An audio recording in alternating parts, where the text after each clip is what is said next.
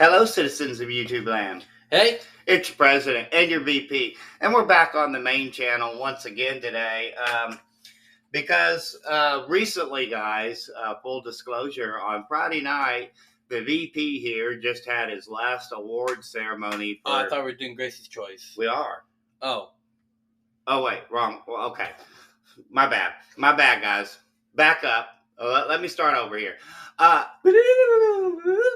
So today, for you guys, we've got a kind of a special video. Full disclosure, we'd actually filmed this once before, but our scattered brain selves being what they are, we kind of lost the footage. So Today's review is, of course, Gracie's Choice, which premiered January 12th, 2004 on the Lifetime Movie Network. Oh, wow. Over 20 years. Yeah, 20 years of Gracie's Choice, guys. It stars Kristen Bell and Anne Heche as your two main roles. Give me just one moment. In the film. And I guess without further ado, one other thing. Currently, it has an 86% on Rotten Tomatoes. So this is one that you can kind of actually trust the Rotten Tomatoes on, because... yeah, I kind of agree with this one, that it's, 85, 86%. So anyways, guys, let's get right to it, okay? So the film opens, and you see this family, and they're with some shady people. Let's just say that. They're with a biker gang, actually. Yeah, I was just going to say a shady people. Well, you can say biker gang. We can. Okay, so the family is with the biker gang, and then the cops show up, and they come in. They see that there's all kinds of adult things that are laying on the table, and it's not safe for the young children that are there. So Rowena, who is the mother of all these children, there are 5 of them. All of them with different fathers, mind you. Rowena is played by the incomparable Anne Heche. And in this film, oh my goodness, guys, we're going to get into how she portrays her in a little bit, because, oh man. Yeah. Oh man. So... sorry, I had to take some medicine to stop me from hacking up my lungs here. Yeah, he's got a bit of an upper respiratory infection going on as well, guys. So Rowena, she is freaking out not because that she had put her family in this situation to begin with. Oh, no. She's freaking out because, well, they got caught. That's why she's freaking out, because she doesn't want to go to jail, basically, guys. So she convinces the officers to let her and her family go, and that they had just been staying there one night, which is a bold-faced lie. That's what it is. It's a bold-faced lie. She convinces her daughter, Gracie, to help her finagle their way into a hotel, because they were supposed to go straight to their grandmother's house, right? No. They stop at a hotel, they bamboozle the hotel manager into letting them have a room for the night. Then they, of course, skip out without paying the next day. So they head over to Rowena's mother's house, their grandmother. And they're there, and things are going okay for just a little bit. Not long at all, actually. Because Rowena seems to think, or rather, I don't know how to best put it, but she just goes from man to man to man to man throughout this whole film, as we'll get into it.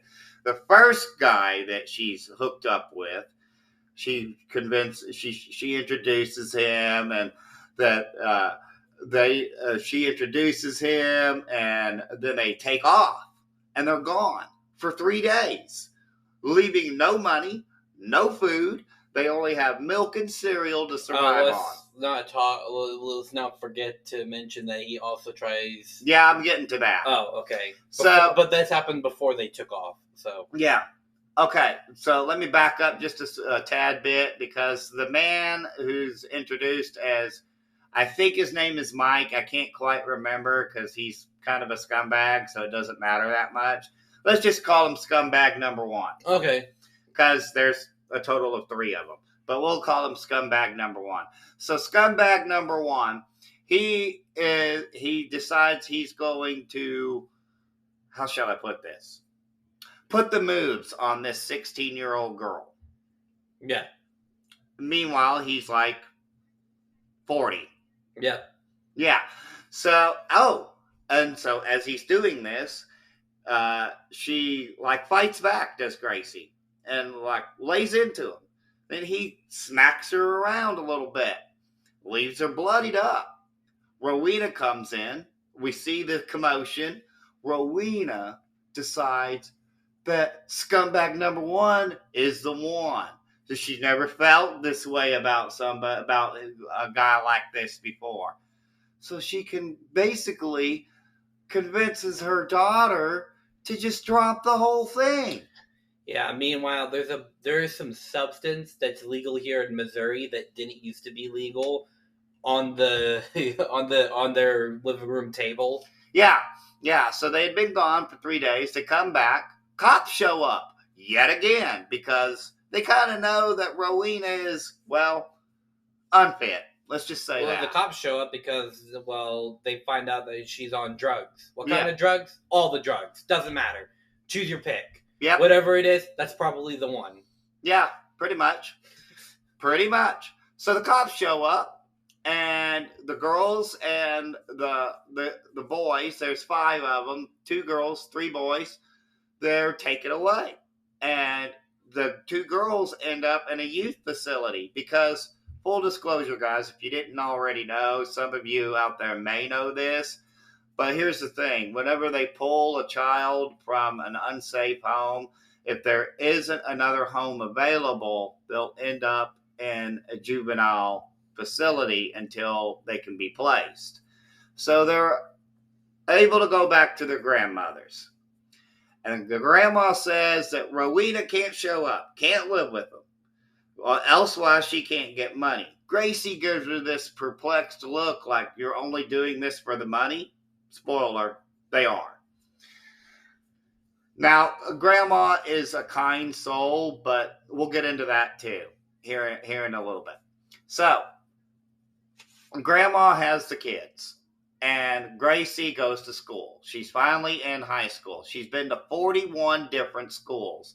They've lived in campgrounds. They've lived in trailer parks. They've lived out of their car. They've slept in alleys. They've slept, you name it. They've been there. These kids have had a hard life, guys. And it's evident throughout the whole thing because the boys all have learning disabilities, and it's kind of a tragic thing. So she's in high school, right? And they say, well, your IQ shows that you're this, and you're just not committing, and you're not driving yourself. And some of you guys may have heard that before in high school and in elementary school. Capable of so much more if they'd only try, that type of scenario. Yeah. So she goes to the counselor, and the counselor is the one that told her all this. And she's like, listen, that's all great and everything, but I got to go pick up my brother from school here. And can I go now? And she's like, if you really have to go, you can go. So there's this African-American kid named Tommy. He kind of takes an interest, well, more than an interest in Gracie. Actually, I'll just go ahead and say that he kind of falls head over heels for her, like immediately, first sight kind of thing. And so he starts helping her out, and he starts encouraging her. And this is building up Gracie's self-confidence, and they're really starting to connect, and they're starting to make plans. Problem is that the boys are still in the picture. Okay, it's not a problem for Gracie, it's a problem for Tommy, and we'll get to that. Yeah. So Rowena comes back yet again, and they have this big knockdown drag out fight, because I'm gonna kind of speed it up a little bit here, but they kind of have this big knockdown drag out fight about how Rowena is just getting all of this money and that the grandma is just giving it to her. And you see this scene, guys, where it really kind of showcases Anne's ability because Anne, Rowena manipulates her mother to no end. Gracie sees this. She's got this giant evil killer smile while her mom is sobbing away because she knows that once again her mom is just going to give in to her. Yeah. And so Gracie now has to take this all on her own. She has to take care of these kids, these 3 boys. The sister, meanwhile, got into a little bit of trouble and may turn out all right. But the movie implicates that she actually gets pregnant. An early pregnancy because she's like 15. So don't really agree with that, but that is what it is. It is what it is, guys. You know, you got to show realistic things here, and I understand that. So she's already out of the picture. Rowena is out of the picture yet again. Grandma comes in and steps in and helps Gracie get this apartment ready for the children. They get after she petitions to become emancipated. Yeah, she has to get herself emancipated, and then she becomes the foster mother. She gets an apartment. She gets car. She gets beds. She gets everything that is needed for these children. Tommy, okay, we're going to swing back to him now because, as I said, it works for Gracie. It doesn't work for Tommy. Tommy, I was kind of on his side off and on until... Even though, like, come on, Tommy, you should have known that, like, you're even as close as a father figure to those boys. Yeah. Than you could have possibly thought. And Tommy, he wants Gracie, but he doesn't really want the other kids. And I was kind of on his side, and I do get it. He's 19 years old. You know, he wants to have his own life and everything. But he says something to her that just turned me off on the Tommy character entirely. He says to her that those kids are ruining her life, and she doesn't even realize it. Excuse me, Tommy. You knew what you were getting into when you signed up for this. She came out. She told you her whole story. You jumped in head first into this situation. And then you just expect her to back out of it? That's not how that works. So, the Tommy and Gracie are no more. Gracie now has to petition the court to adopt the children. Rowena's mom unfortunately passed away. And it's Rowena, being the kind of person that she is, shows up yet again with scumbag. I think this is number 3 by this point because there was a second one in between.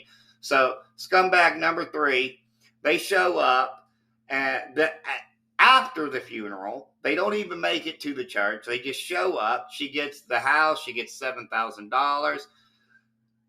Gracie is getting ready to adopt the children now. So she Problem is, there's the birthrights. Yeah. So they have to go in front of the court. So the mom shows up and she puts on her best businesswoman attire. She's got her hair all fixed up. She's got the makeup in the right place. Everything looks professional. She walks in. She tries to pull the same spiel on the judge. The judge says, hey, are you going to get a job? Because you ain't going to raise these kids on welfare. She'll blah, blah, blah, blah, blah, blah. Just starts spitting out, different things.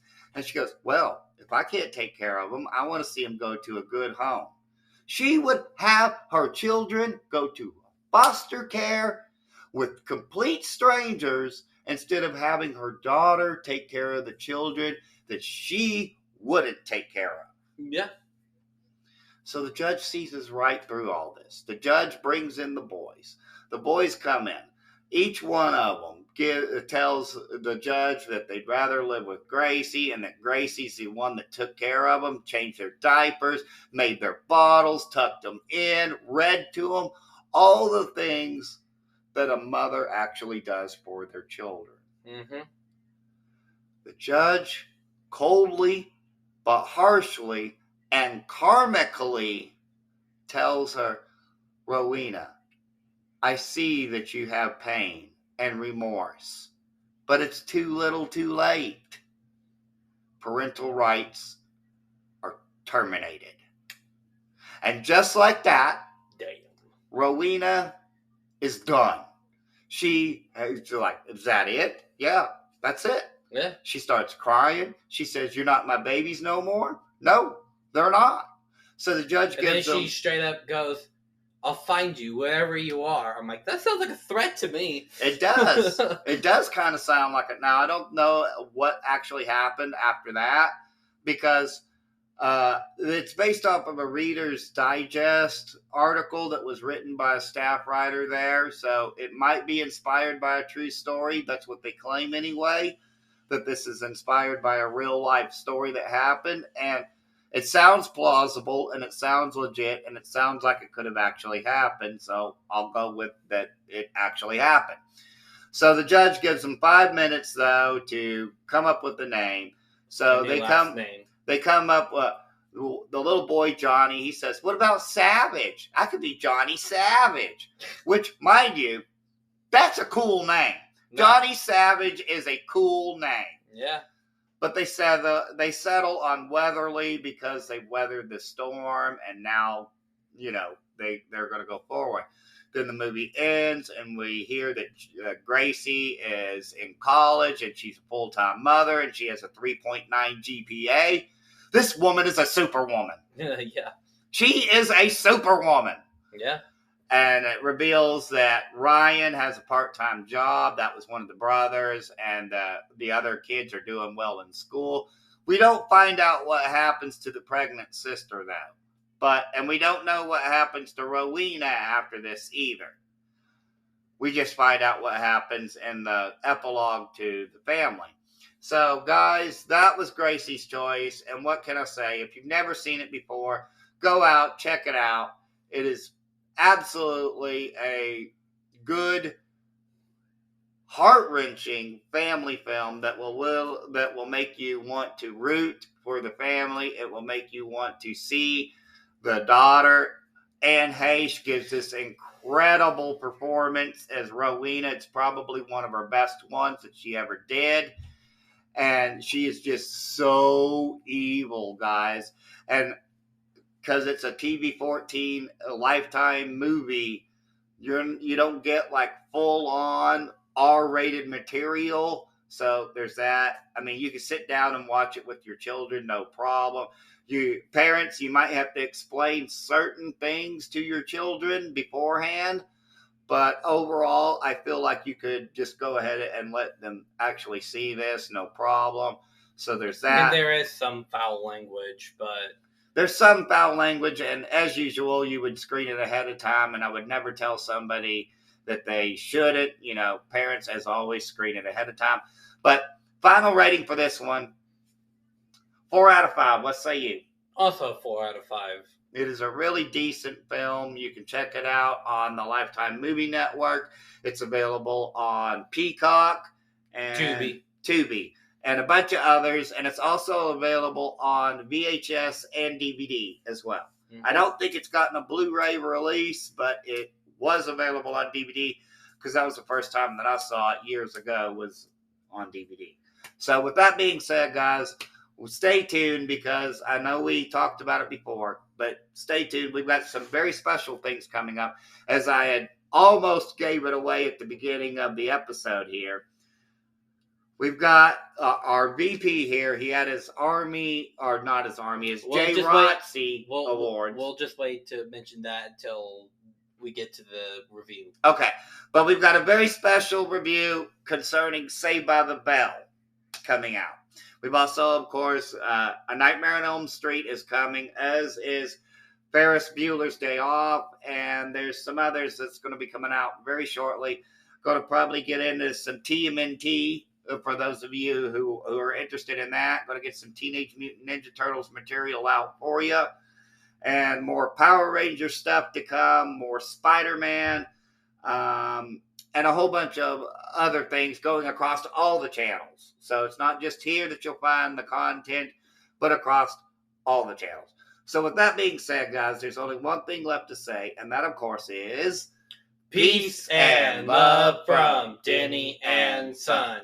Bye.